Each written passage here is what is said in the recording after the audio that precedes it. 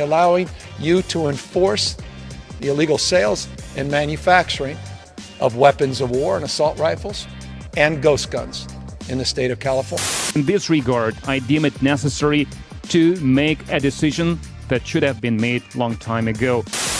Is this, as you see it, as the White House sees it, an invasion? Ooh, gonna be an interesting one today. We're here for a good time, not a long time. Putin has ordered troops into Ukraine, which we're gonna talk about at length, because I think that's super important regardless of whether or not you're interested in it.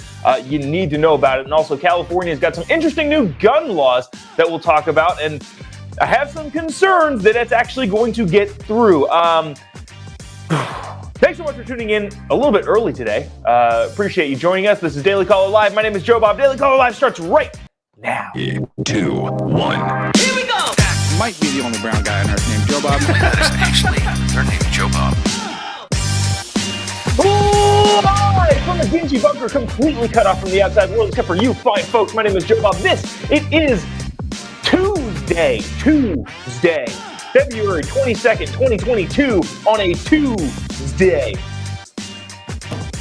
That's it. That's all the fun we're going to have for today. A bunch of serious stuff coming up today. Putin has ordered troops into Ukraine, which we'll get to in depth right off the bat. But also stick around, especially if you're in California. There's some interesting rules going on with gun laws in the state that I feel like you need to be aware of. But we'll talk about all of that after we talk about this. This is, I think, the most important story of the day. Putin has officially, according to a lot of media outlets, ordered troops into Ukraine. This comes on the back of him yesterday recognizing two provinces as independent nations. We'll tell you why that's important in just a quick second. I want to play this clip from Vladimir Putin. Also, if you get a chance, click the little like button, click the little share button. We'd really, really appreciate it. It helps us to get to more people, and people need to see this. Again, I know people are getting browbeaten over the head with Russia-Ukraine stuff. At this point, it's actually important, and things are moving in a very, very quick direction. Just want to catch everybody up to speed. Again, whether or not you think it's interesting, it is happening. It's going to affect you in some way, shape, or form. Maybe, hopefully not heavily, but it's going to affect the markets, which is going to affect your stock portfolio, which is going to affect your retirement plan if you have one. This is a big deal. Listen to what Putin said at the onset of yesterday. He's talking about, well, let me catch you up really quick. So Russia said Tuesday that its recognition of separatist areas in eastern Ukraine includes territories now held by Ukrainian forces, raising Western fears that Moscow tends to invade Ukraine's territory after sending troops into the rebel-held region. So this is from the Washington Post talking about what is happening. What happened was, okay, so first things first, Ukraine's borders are always shifting. They've been shifting for the last 1,500 years. They shift all over the place all the time. Putin is trying to take more of that for Russia, or so we think.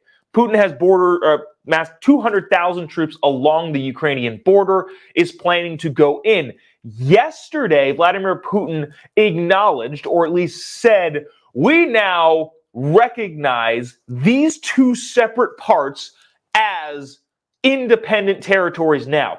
Think of it like this. If Mexico decided to recognize Arizona and New Mexico as independent of the United States. Now, if those two states in the United States are independent in Mexico's eyes, they would say that the United States federal government is pushing people to act in a way that they don't want to in these independent states. Basically, the United States is taking over these two independent states of Arizona and New Mexico. Therefore, it would give Mexico reason to invade New Mexico and Arizona. This is what is happening in Russia. Think of these two areas as Ukrainian territory that Putin has now said, no, they're independent. And because they're independent, we need to rescue them from the dictatorship rule of Ukraine. That's what he's using to justify what they're doing in Ukraine. Watch this clip from Putin yesterday as he kind of explains. This is like 15 seconds, but this is what he's saying and how he's using this to justify his actions. In this regard, I deem it necessary to make a decision that should have been made long time ago, to immediately recognize the independence and sovereignty of Donetsk People's Republic and Lugansk People's Republic.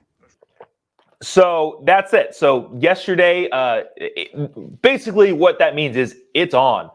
It is on with Russia and Ukraine, as he said that, one, these are independent countries or these are independent territories, and we will recognize them as such, and we have to free them from Ukrainian rule.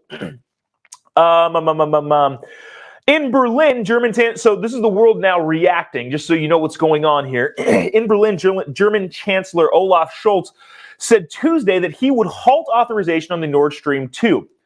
Catch you up on that real quick. The Nord Stream 2 pipeline is a natural gas pipeline that goes from Russia through Ukraine into Germany. It would make Germany refines natural gas. It would make Europe heavily dependent on Russian natural gas. That has always been a bad thing. Bush did not support that. Obama did not support that. Trump did not support that. All of a sudden, Joe Biden comes in about a year ago, says Nord Stream 2 is okay to go. It was a bad move on the Biden administration. Literally the last three presidents, Republican, Democrat, Republican, all agreed that the Nord Stream 2 pipeline was a bad thing to go through because it would make Germany and the rest of Europe by default dependent on Russian oil. Finally, at this point, the German chancellor said, all right, this is it. No more Nord Stream 2. You can't do what you're doing, Vladimir Putin. And so that is that. This is from, I believe, this must be Axios. Russian President Vladimir Putin ordered troops into two breakaway regions of eastern Ukraine, announcing Monday evening that he would recognize their independence. During his televised remarks, Putin aired historical grievances against NATO and the U.S., and accused Western governments of hostile activities that threatened Russian security. The Kremlin said Putin discussed this decision with French President Macron and German Chancellor Olaf Scholz on Monday. The leaders expressed their disappointment, but indicated their readiness to continue diplomatic talks. So Putin basically told Macron and Scholz of Germany, I'm doing this. There's nothing really you can do about that. Let me see. I want to get to this clip. This is from a national security advisor, not the national security advisor, a foreign policy advisor, one of the people in the Biden White House, talking about what Putin did yesterday on CNN. This guy has been off in a lot of ways, but I did think what he said here in this clip is relevant. If you haven't already, I know there's a couple thousand of you watching, click the like button, click the little share button. It really, really helps us out, get to more and more people, which helps us stay on the air and continue what we're doing. So listen to this from White House advisor. Is this, as you see it, as the White House sees it, an invasion? Look, Brianna, we think this is, yes, the beginning of an invasion, Russia's latest invasion into Ukraine, and you are already seeing the beginning of our response that we have said will be swift and severe. Within minutes of President Putin speaking yesterday, we issued an executive order that effectively blocked all economic activity in the two provinces of Ukraine that Russia has now says belong to somebody else. And then overnight, in a very significant development that you just discussed, the Germans, in close coordination with us and in fulfillment of what the president said would transpire, have told the world that the Nord Stream 2 pipeline will not go forward. You are going to hear from us later today additional sanction steps that we're going to take that go directly at Russia in response to the egregious step that they took yesterday away from diplomacy and down the further path toward war. Okay, so this is not going to be a dump all over the Biden administration segment, even though in a couple minutes we have a clip that will show how we and why we should dump all over the Biden administration. But for the sake of not causing World War III, I hope Antony Blinken, the Secretary of State, President Biden, and even Kamala Harris can do something to further the diplomacy that's going on within Ukraine. So here's the problem that the United States is facing. When Putin sends troops into those separatist areas, Ukraine, okay, let me get to this quote from the president of Ukraine. Ukrainian President Volodymyr Zelensky said that we will give up nothing to no one, and that Ukraine's internationally recognized borders will stay that way despite any statements or actions taken by the Russian Federation. So that being said, Putin calls two parts of Ukraine now independent, says we need to rescue them because they're independent. They're under the control of Ukraine. Ukraine says, no, they're still ours and we are not going to back down. We ain't going to give nothing to no one. So now we have tensions going with Russia and Ukraine. And also, too, there's worry that if they give up these two regions, then they're going to move on Kiev or Kyiv. I'm not sure how you pronounce it nowadays. People are jumping all over the place. It's historically been Kiev. Now the news is calling it Kyiv, so who knows? That's the fear going on in Ukraine. Now, what does the United States do about it? The entire world is watching.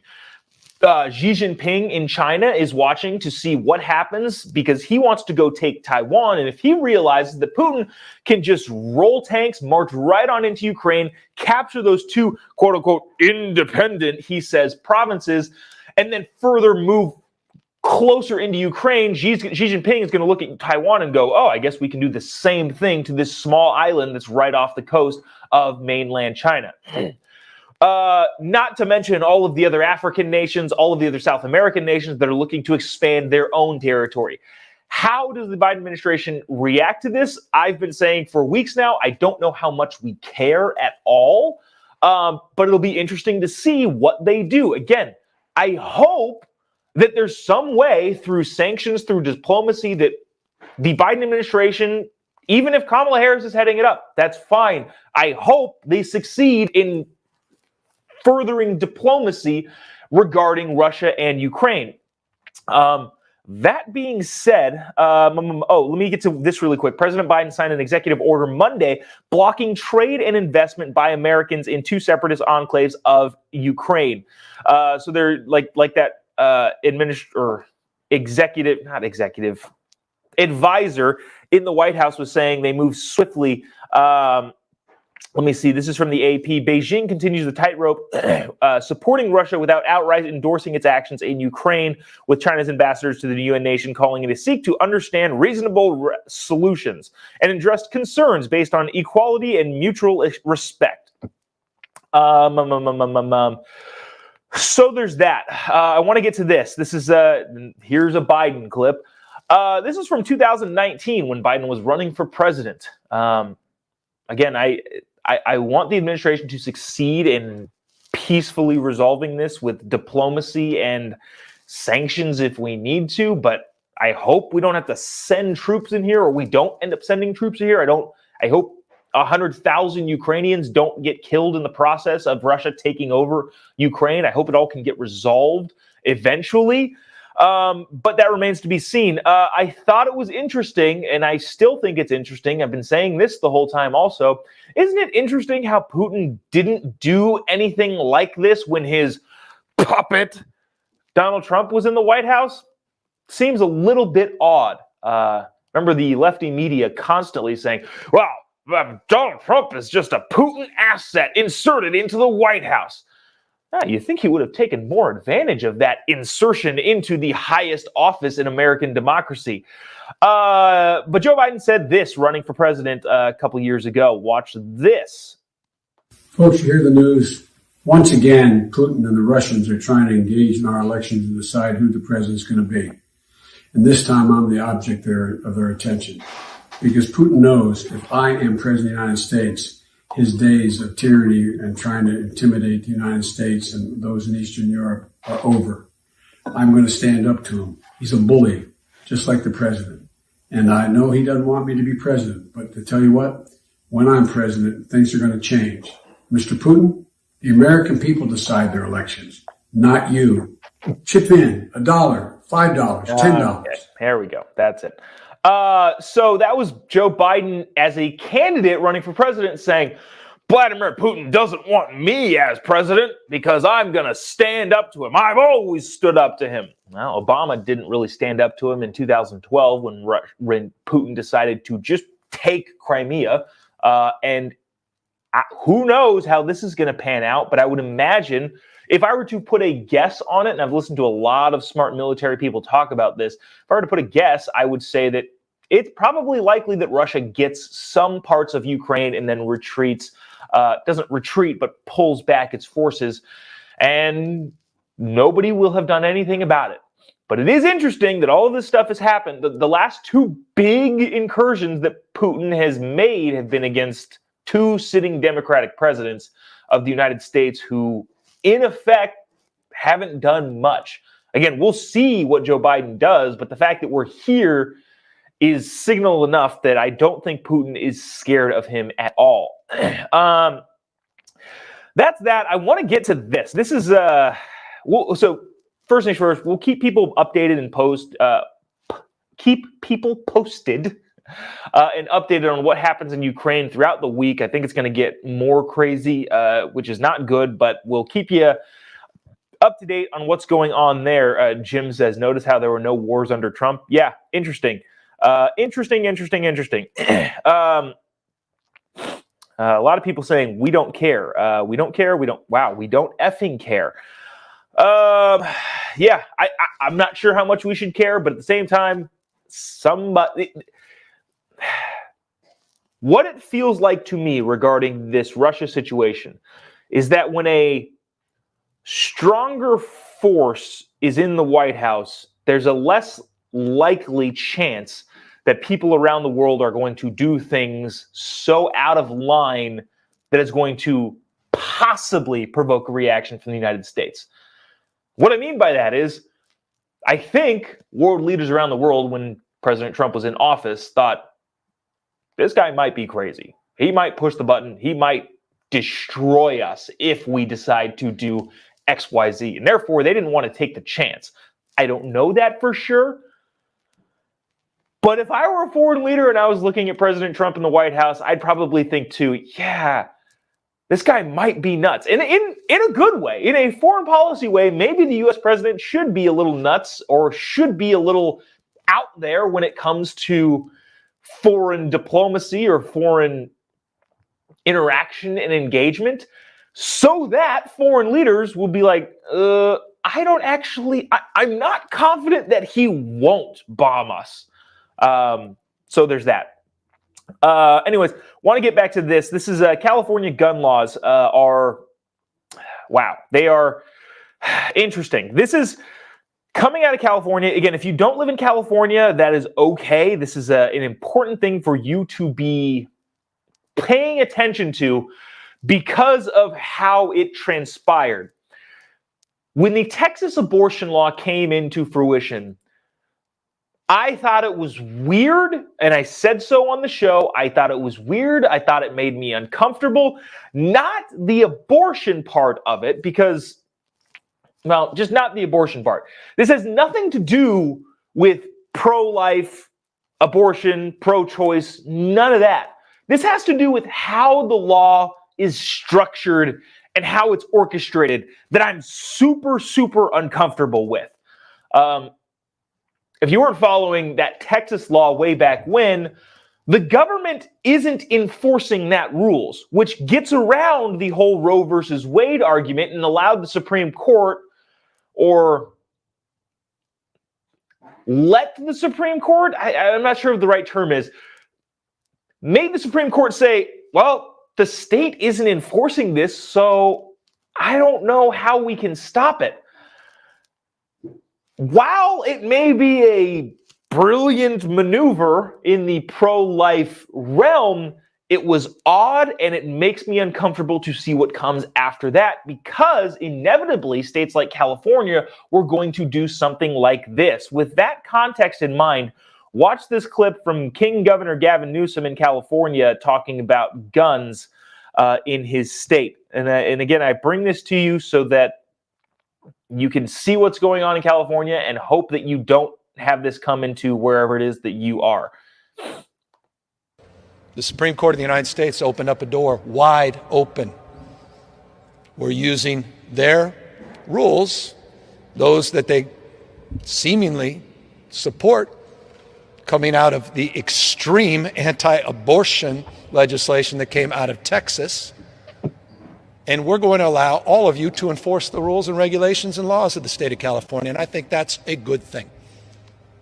If Texas can use a law to ban a woman's right to choose and to put her health at risk, we will use that same law to save lives and improve the health and safety of the people in the state of California, allowing you to enforce the illegal sales and manufacturing of weapons of war and assault rifles and ghost guns in the state of California. Okay, so ignore all of the ridiculous verbiage that assault rifles, and they've never adequately defined what the heck that is and all that sort of stuff. But this is what I was worried about. People using, or states using, super lefty governors using the framework of the Texas abortion law to enact stuff that is also crazy in their state. Gavin Newsom basically, let me read to you what's actually going on. California Governor Gavin Newsom proposed Friday letting private citizens in his state sue gun makers, making them sue gun makers to stop them from selling assault weapons, whatever the heck that is, just as Texas lets its residents sue abortion providers to stop procedures. They essentially dared the U.S. Supreme Court to treat both issues the same. So what California is doing, because they can't infringe on people's Second Amendment rights, what they're doing is saying, well, the government isn't enforcing these rules. People, everyday citizens, are going to enforce this rule in the same way that the Texas abortion law was structured. Again, this has nothing to do with abortion. It has nothing to do with the pro-life side, pro-choice side. It has to do with the structural organization of the Texas abortion law, which was weird. And I've been saying this for a long time. The way the Texas abortion law is structured, the structure of the law makes me very uncomfortable because of things like this. California is now saying that people, everyday citizens, not the government, because that would infringe on your Second Amendment rights, but people are in effect allowed to sue gun manufacturers for selling assault rifles, which, what the heck does that even mean? Nobody's adequately defined what an assault rifle is, yet this law is going through. This is, again, on the backs of the Texas abortion law, which opened the door, like he said, opened the door to some really, really odd abilities for state governments to use. The theory is that because the government can't enforce the law, the abortion advocates can sue to block the state. This is much harder to challenge in court. A bill in California legislature unveiled Friday would do the same thing. It would allow people to sue gun makers and others who sell, make, or distribute assault-style guns in the state of California. They're saying that this gets around the Second Amendment right because it's not the government enforcing it.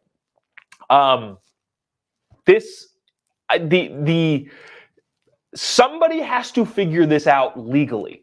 Again, this is not an abortion stance. It is not a gun stance. It is if you structure laws in this way, anybody seemingly can do anything. And that's not good. I did tweet at Gavin after he announced this and said that that are you going to allow fast food workers, people to sue fast food restaurants for heart disease? Are you going to allow people to sue auto manufacturers for getting in drunk driving accidents? Where do you draw the line is the problem with this. And again, on all sides, where do you draw the line? Who knows? It's gonna be interesting to say the least. I got to tell you about inflation. Inflation is through the freaking roof, and it's not going down anytime soon. 40-year high, 7.5% year over year. Inflation monster is coming to get you, unfortunately. You need to protect yourself against inflation. The best way you can do that is invest in gold. You might be thinking, how do I invest in gold? Well, friends, you can text JOBOB to 989898. That's Jobob to 989898. Our friends at Birch Gold will send you a no-risk, no-obligation free packet with everything you need to know to keep your savings safe. You need to keep your savings safe. Your financial future depends on it. The government is sabotaging the value of the US dollar, and you need to protect your savings. If you have an IRA, if you have a 401k, you can roll those into a gold-backed IRA and protect your family's financial future today from the government that is killing the value of the US dollar. Our friends at Birch Gold are a A-plus Better Business Bureau rated company that has helped thousands of people across the country. You can get your savings protected today by investing in gold by texting JOBOB to 989898. That's Jobob to 989898. And our friends at Birch Gold will send you a no risk, no obligation packet. Let me see. That's going to do it for us today. We'll bring you more Putin stuff, Russia stuff as it happens. I'll be talking about it on social media. If you haven't already, give me a follow on any of your social media platforms, JOBOB. I was on a really interesting podcast last night on Instagram Live. You can check that out on my IG page. We talked about freedom and the idea of the United States and how we interact with freedom. So all of that can be found via my social media accounts, JOBOB, pretty much anywhere that's going to get you to me. Not many Jobobs out there. Interesting. But that is going to do it for us today. We will see you tomorrow, actually in Phoenix, Arizona. Maybe, well, we'll see where we're going to do it from the hotel or from the office there at TPUSA. But we'll see you tomorrow. Anything happens with Russia, we'll keep you posted. We'll be right back here, same time, different place. God bless America.